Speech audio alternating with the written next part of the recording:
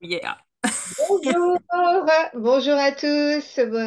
Aujourd'hui, nous sommes le 26 mai 2025 et vous êtes avec nous pour un nouveau podcast autour de la nouvelle lune du 27 mai de demain. Pour une fois, on le fait une journée à l'avance. Et nous allons échanger avec Frédéric qui fait des soins énergétiques et des lectures canalisées et moi, Laurence, qui suis astrologue humaniste et karmique. Bonjour Frédéric.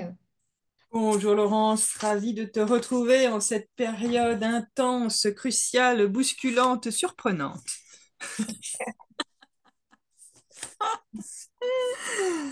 J'ouvre le bal comme toujours. Et comme toujours, je te laisse ouvrir.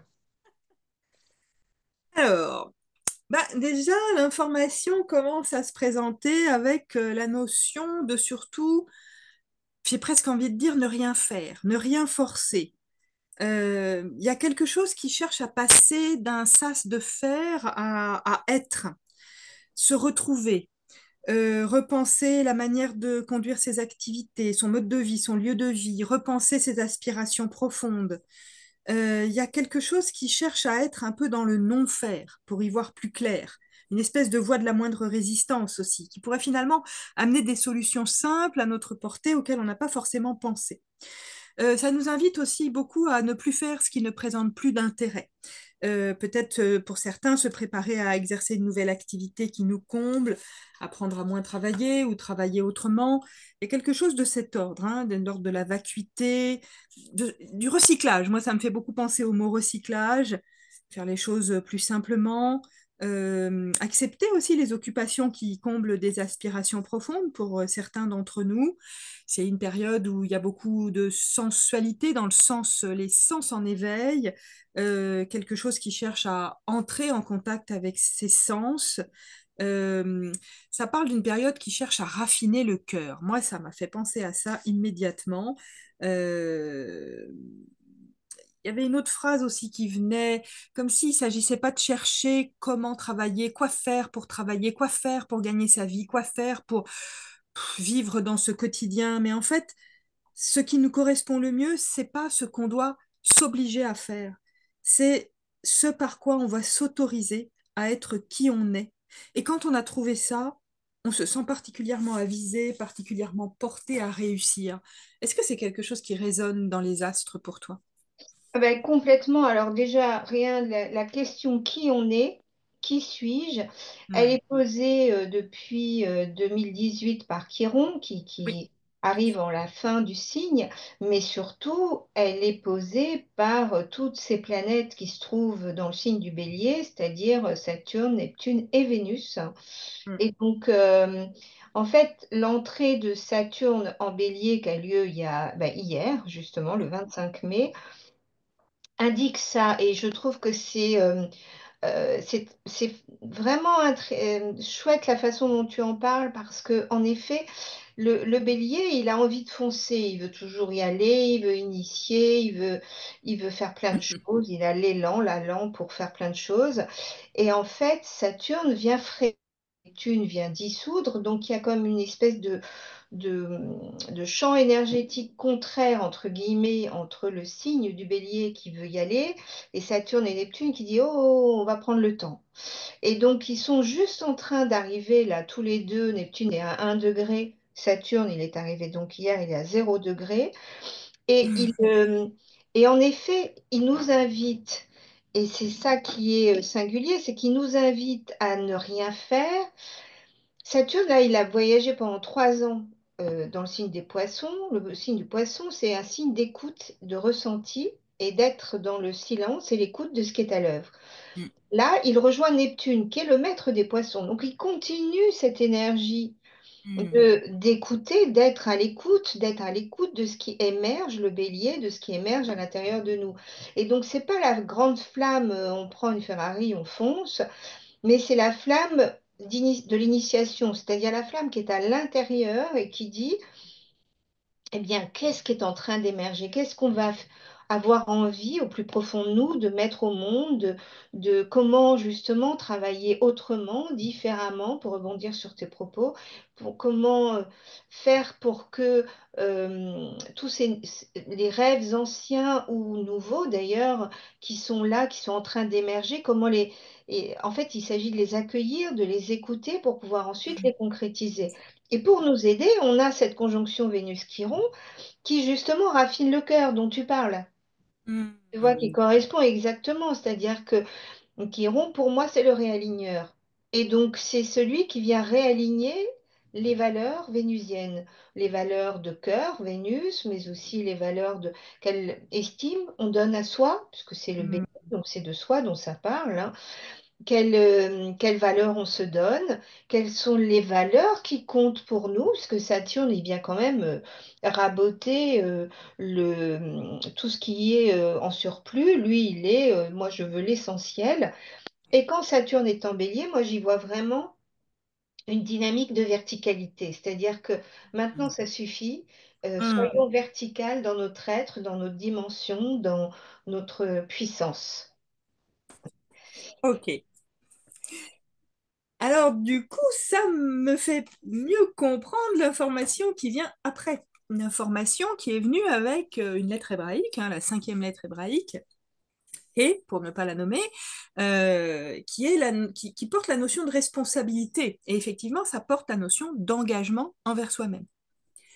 Donc, en fait, il y a cette notion de responsabilité sur chacune de nos actions, de limites aussi, limites qu'on va poser, grandes ouvertures, mais aussi limitations. Quelles sont les exigences, les principes, les valeurs qu'on a envie de déployer. Il y a cette notion effectivement de respect de soi qui devient une responsabilité précieuse, la plus précieuse, j'ai envie de dire, pour cette lune, qui exige qu'on pose de la confiance dans notre valeur personnelle et de l'amour envers soi-même. Donc il y a vraiment quelque chose aussi au niveau sentimental qui doit nous permettre d'accorder la raison et les principes. Et ici, cette notion de responsabilité, elle vient beaucoup travailler d'ailleurs sur les aspects émotionnels, relationnels, relations interpersonnelles. C'est toujours des notions qui travaillent au niveau de l'âme, hein. La plupart du temps, ça ne parle pas que des personnalités, c'est ramené par l'âme. Comme s'il s'agissait de regarder avec un autre œil ce qu'on vit actuellement, en profiter, hein, précisément pour laisser monter les émotions, les blessures libératrices, y voir de nouveaux enseignements sur l'amour, l'amour de soi, l'amour pour l'autre, l'amour tout court, l'amour de la vie, pourquoi pas. Il y a cette notion d'ouvrir son cœur à l'amour, hein, d'ouvrir son cœur à l'amour, ce cœur, ces cœurs qui veulent avancer avec un nouveau regard sur le respect de soi. Je retrouve cette phrase importante, hein, laisser les peurs derrière soi, choisir l'amour, l'amour qui n'exige rien, qui n'attend rien. Ça demande de la vigilance aussi dans nos systèmes relationnels, de nous à nous, de nous vers les autres. On est dans des événements, des moments qui nous invitent à grandir dans les systèmes interrelationnels qui sont les autres, les nôtres, pardon, et qui nous invitent aussi à nous rappeler que les gens importants qui gravitent autour de nous, les gens qui sont arrivés aussi dans nos vies, peut-être plus récemment, sont là pour nous faire évoluer. Et c'est une lune qui nous demande de regarder justement les émotions que les uns et les autres nous font traverser, nous permettent de rencontrer. On n'a pas à entrer dans la culpabilité par rapport à ces systèmes émotionnels qui viennent nous percuter, mais regarder aussi à quel point les blessures du passé sont là pour nous apprendre des choses, justement sur le respect de soi, tout ça dans le but toujours d'unifier toutes les parties de notre être. Ce mouvement-là est extrêmement important et il est en collaboration avec la matrice, il est en collaboration avec le féminin matriciel. Ça rejoint ce que tu disais à l'instant. Il y a quand même un besoin de gestation, prendre le temps, il y a une maturation, quelque chose qui est en train de s'élaborer, un germe nouveau. Comment on va occuper ce temps pour prendre conscience de nos forces créatives, pour naître à nous-mêmes enfin. Alors, Ouais. c'est ça qui nous interpelle. Certaines femmes vont trop vite, vont trop dans l'action. Les hommes ne sont pas assez dans leur puissance féminine. On ne prend peut-être pas toujours assez de temps pour mettre en place nos projets.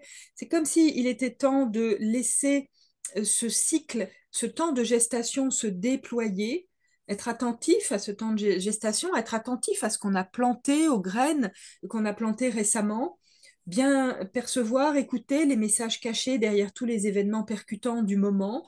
Il y a beaucoup de guidance en ce moment dans les événements qu'on rencontre.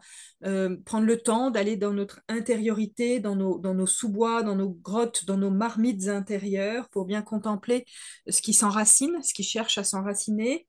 Euh, il y a vraiment quelque chose là qui parle, j'ai l'impression, des plans nouveaux dont il faut prendre soin, euh, mais prendre le temps d'en prendre soin et prendre le temps de laisser Ouais. le nouveau se Et pour déployer. autant, c'est pas facile. Tu vois, quand je Ah bah regarde non, la ah bah carte, non. je me dis que il y a quand même des vents contraires Ah oui, ça c'est qui le moins qu'on puisse sont dire.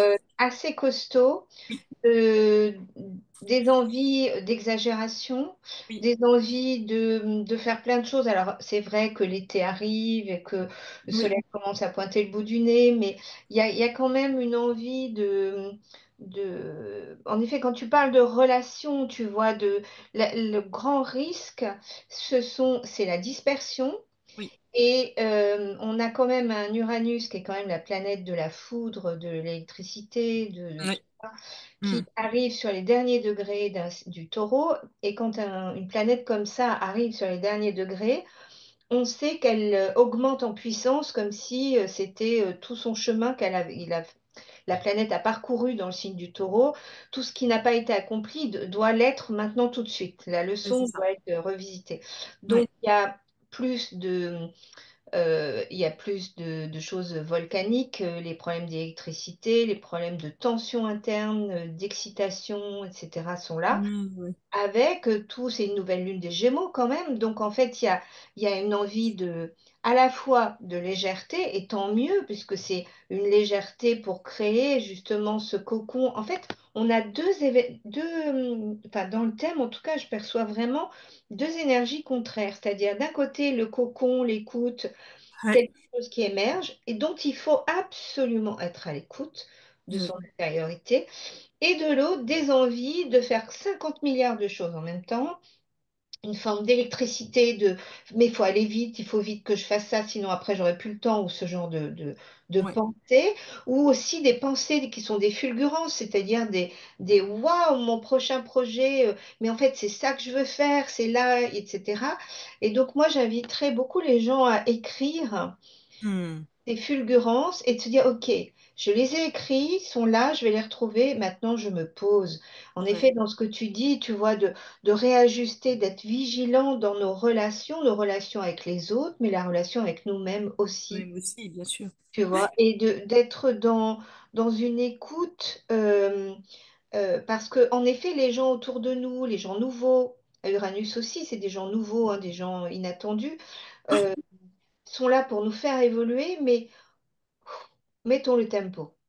Tu vois, l'arrivée de Saturne, là, je pense qu'il y a vraiment, euh, utilisons tout ce qu'on connaît de recentrage, de verticalisation, d'écoute avec soi, pour justement ne pas se laisser embarquer par, euh, par ces espèces de fulgurances, de rapidité, de côté un peu volcanique, hein, finalement. Euh, En plus, c'est le signe des Gémeaux, je sais pas pourquoi je dis ça là maintenant, mais j'y pense. C'est aussi les médias. Hmm, Et donc, ne pas écouter enfin, je sais pas si j'ai le droit de dire ça, mais ne hmm, pas écouter trop les médias, c'est-à-dire ne pas se laisser son esprit hmm. euh, trop être dispersé par trop de choses, ne pas scroller les écrans, enfin Oui, voilà. bien sûr. Ouais, ouais, Il ouais. y a quelque chose de l'ordre du recentrage qui me semble essentiel, parce que on a envie de légèreté, mais il faut pas basculer dans l'agitation. Hmm. Ouais. Et du coup, ça m'amène effectivement le point suivant qui me parlait beaucoup de comment ça cherche à nous permettre d'évoluer au plan du mental et de la conscience. Euh, Comme tu disais, probablement en lien avec ces planètes antagonistes en quelque sorte, il y a aussi l'occasion de libérer des inscriptions négatives qui nous empêchent d'avancer, des anciennes blessures qui peuvent ressurgir. C'est vraiment, moi je trouve que c'est vraiment très très présent. Et ça invite à des prises de conscience. des prises de conscience qui peuvent favoriser l'ouverture de notre canal, qui peuvent nous permettre de rester beaucoup plus centrés sur nos objectifs, de, de, de, de grandir, d'ascensionner en quelque sorte avec plus de force, de se sentir peut-être un peu plus aux manettes aussi de notre propre destinée. Je trouve qu'il y a cette opportunité-là aussi dans ce ciel qui est motivé par l'âme. L'âme a besoin de se nourrir de ce canal d'énergie très puissant qui est à l'œuvre en ce moment. Et j'y vois ce qu'on a perçu depuis de nombreux mois, mais quelque chose là qui, un peu comme si on rentrait dans le petit bout de l'entonnoir, le changement de direction, hein, le changement de direction qui est sur notre chemin, qui nous amène vers beaucoup plus d'autonomie, beaucoup plus de succès, des récompenses, hein, Exact. après avoir traversé les obstacles. Préparons-nous quand même, dans ce tumulte et dans cet espace-là où on n'y voit pas encore très clair, préparons-nous quand même à accueillir cette abondance dans la reconnaissance, hein. Préparons-nous à accueillir cette générosité de la vie. Tu le perçois ça aussi? Ah oui, oui, oui, oui, oui, oui, vraiment, vraiment, à 100%. C'est, c'est important de enfin, c'est une nouvelle lune annonciatrice de ce nouveau monde dont on parle depuis longtemps. Mm. Alors, ça fait, moi j'ai toujours dit que le mois de mai était le mois le plus, euh, qui correspond le plus au temps de bascule vers cette nouvelle société, cette nouvelle vie, cette une autre façon de concevoir le monde, en fait, hein, au niveau sociétal. Enfin, on est dans le temps de bascule. Et donc là, on a vraiment ces deux énergies comme une balançoire Mm. Oui, c'est ça. Ok. T'as et raison. qui nous emmènent vers quelque chose de très différent, de très nouveau. Et la chance que l'on a de vivre cette période, c'est que justement, c'est tellement, on est au cœur du process. Oui, Donc, on peut créer la vie qu'on veut. Le tout, c'est de le vouloir. c'est ça. C'est ça. Mais c'est beaucoup venu, ça, ces dernières semaines, hein. C'est qu'est-ce qu'on veut vraiment? À nous de le vouloir. Et c'est vrai qu'à partir du moment où on prend une décision, dans ce mouvement astral, j'ai l'impression qu'une fois qu'on a pris notre décision, les circonstances s'agencent en notre faveur, en fait. On n'a pas à faire des pieds et des mains.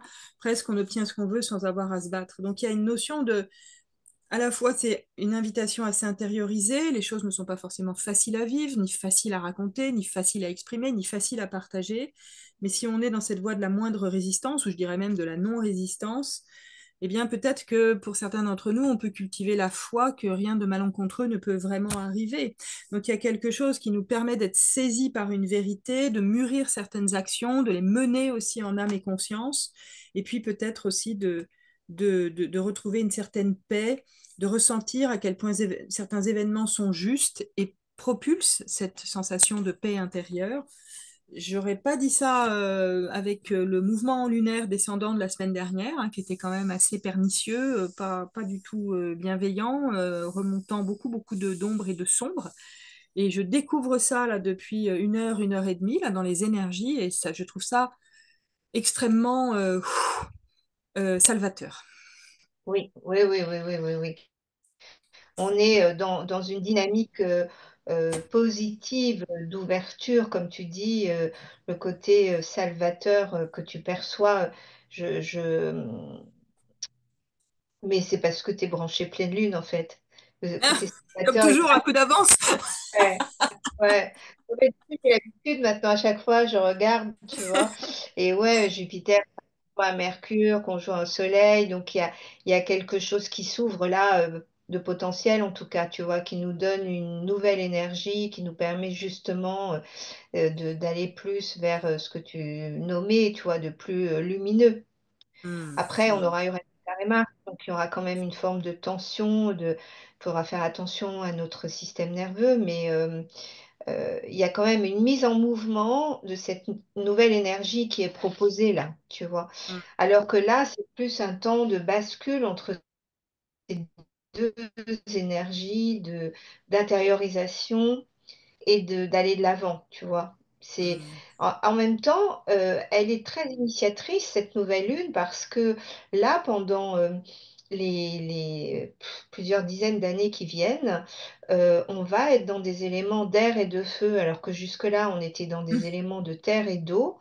Et Oui, l'air et le feu, ça va vite, ça va ça va vite, très exactement. vite. Et Oh oui. c'est électrique. Eh oui. Donc, nos corps sont en train habitués à ça, tu vois, et ils sont en train de se réguler. Enfin, moi, je suis épuisée, mais d'autres le sont aussi, parce que je pense que Oui, nos bien corps se sûr. mettent à vibrer à ce nouveau À un autre système, tu diapason. vois. Tout à fait, exactement. Absolument. Exactement. Je suis d'accord. Alors que dirais-tu de la dernière information qui est venue et qui est une information qui est vraiment très typique de la nouvelle lune, mais qui nous parle ici de la vérité. Je trouve l'équilibre dans mon monde en faisant face à toute vérité. Comme s'il était temps de faire le point vraiment sur notre situation, réfléchir à ce qui nous bloque, être beaucoup plus conscient de nos mots, les régler en libérant la parole, s'avouer peut-être ce qu'on cache en nous, permettre à de nouvelles bases d'émerger en acceptant les vérités en toute chose et en les intégrant surtout dans notre vie. Il y a vraiment quelque chose qui cherche aussi à ce que la parole soit juste, à ce que la parole soit impeccable pour notre bien-être, à ce que les choses soient clarifiées envers soi-même, envers les autres pour trouver vraiment l'équilibre. Et ça demande vraiment cette sorte d'honnêteté envers soi-même dans toutes les situations. Ça demande de vérifier si nos mots, si nos échanges reflètent vraiment nos ressentis, reflètent vraiment nos émotions. Il y a quelque chose de cet ordre hein, qui nous demande d'exprimer et de transmettre notre vérité tout à fait autrement. Ça résonne, ça? Oui, en sachant que du coup, si on regarde les propos, les paroles, etc., avec le Gémeaux, c'est que, en effet, être en vérité avec soi, en sachant que la vérité est multiple. Oui. Tu vois, parce que le Gémeaux, il parle de ça, il y a plusieurs facettes. Mm.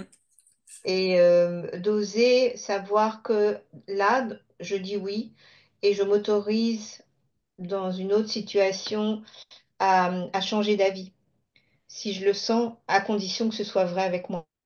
Mm. C'est ça. Tu vois, en fait, ça crée du mouvement par rapport à la vérité. C'est pas une Mm. vérité établie, c'est-à-dire c'est Établi. accepter le mouvement. C'est ça. Ouais. Ouais. Et je dirais qu'il y a beaucoup de l'ordre de l'énergie.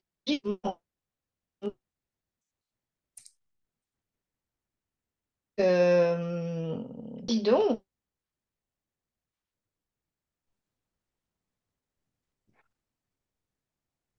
alors je ne t'entends plus. Oui, je n'ai pas entendu tes derniers propos, tu étais figé en fait. D'accord, ok. Bon, bah écoute, non, mais simplement, je pense que on a dit l'essentiel, me semble-t-il. Oui, oui, oui, tout à fait. On a À dit moins que tu avais autre l'essentiel. chose, tu avais autre chose à Bah, il y avait ajouter? oui, ouais, dans les mouvements personnels qui venaient, il y a une fleur de bac qui s'est présentée, qui est enfin, dans les mouvements, on va dire, collectifs, mais d'une thématique émergente, probablement chez beaucoup d'entre nous. L'élixir de Centauri qui est venu et qui est beaucoup sur les notions de sortir de nos soumissions, de nos servilités, de nos soucis de plaire, de nos difficultés à dire non, de la façon dont on peut négliger nos propres besoins pour justement exprimer d'autres qualités avec plus de force intérieure, avec une reconnaissance saine de nos besoins personnels, avec la force aussi de nos idéaux intérieurs. Ben, il semblerait que l'élixir de Centauri aide beaucoup ce mois-ci. Et voilà, j'en parle. Et il y avait également la Mudra Vajra qui est venue, Vajra Mudra qui est une mudra intéressante qui justement nous invite comme à balayer, rassembler toutes les énergies éparses, agitées, volatiles, éparpillées, et rassembler au centre du plexus pour que de manière adaptative et intelligente, le corps répartisse de manière équitable, là où il y en a besoin, les énergies extrêmement volatiles et feux dont il est question en ce moment et qui nous agitent beaucoup. Donc, je mettrai également l'image de la Moudra si tu veux la partager sur ta chaîne. Oui, oui, oui, je la mettrai bah, je vais la mettre là pendant que sur la bande son en même temps, comme ça les gens pourront la voir au même moment. Super. Voilà, bien écoutez, je vous souhaite un très bon mois de juin du coup, hein, puisqu'on est à la fin du mois de mai. Et on vous dit à très vite pour la prochaine nouvelle lune. Avec plaisir, Laurence. Bon mois à tous. Oui.